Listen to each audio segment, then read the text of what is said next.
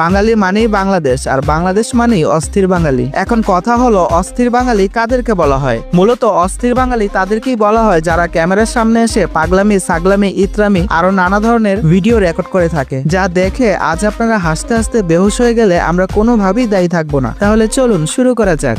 শুরুতেই এই কবিভক্ত কাপলদের দেখুন। তারা কবিকে এতটাই ভালোবাসে যে তারা মন থেকে কবিকে কিভাবে সম্মান জানিয়েছে, যা দেখে আপনারা না হেসে থাকতেই পারবেন না। কবি বলেছেন, কবে আমার বাল বলেছেন আমি টিপে এটা হুন পার্কে আসার পম টিপো। এবার এই আপুটার কথা শুনুন। আমাদের এই আপু ধাঁধা অনেক পছন্দ করে। এই আপুটা আপনাদের জন্য একটি ধাঁধা নিয়ে এসেছে, যা শুনে আপনি ধাঁধার উত্তরটা অবশ্যই দিয়ে যাবেন। মেয়েরা কোন জিনিস ধরতে দেয় দেখতে দেয়, কিন্তু টিপতে দেয় না। এখানে আবার আমাদের এই বাবার রাজকন্যা মেয়েদেরকে নিয়ে অনেক পড়াশোনা করেছেন, যার ফলে তিনি তার জ্ঞান আপনাদের মাঝে ছড়িয়ে দেওয়ার জন্য কি বলেছে একবার শুনুন।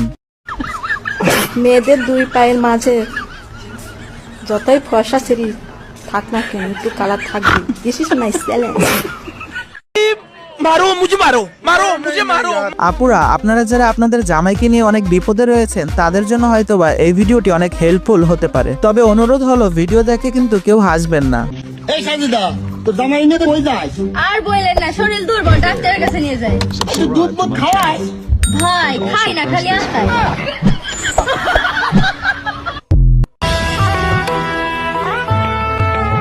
এদিকে আবার আমাদের এই ভাই ডকুমেন্টারি বানানোর জন্য পঞ্চগড়ে চলে এসেছে, কিন্তু পঞ্চগড়ে এসে তিনি ভিডিও বানানোর সময় এমন এক পরিস্থিতিতে পড়ে যান, তা আপনারা নিজেরাই একবার দেখুন। স্বপ্ন এখন বলা যাবে না। অস্থির বাঙালি এপিসোডে লিজেন্ডের জন্য যদি কোনো ভিডিও না থাকে তাহলে কি জমে বলুন? তাই লিজেন্ডের জন্য এই ভিডিওটি অনেক কষ্ট করে খুঁজে নিয়ে এসেছি। তবে এই ভিডিওর কথাগুলো কিন্তু খুব মনোযোগ দিয়ে শুনতে হবে, তাহলেই সবকিছু বুঝতে পারবেন। ব্যথা আছে? কোথায় ব্যথা আছে? না। তোমার কেমন লাগতেছে? ভালো লাগতেছে। কেন ভালো লাগছে? অনুষ্ঠানে ভালো লাগবে না। এটা কিসের অনুষ্ঠান? মুসলমানের অনুষ্ঠান। কি মুসলমানের অনুষ্ঠান।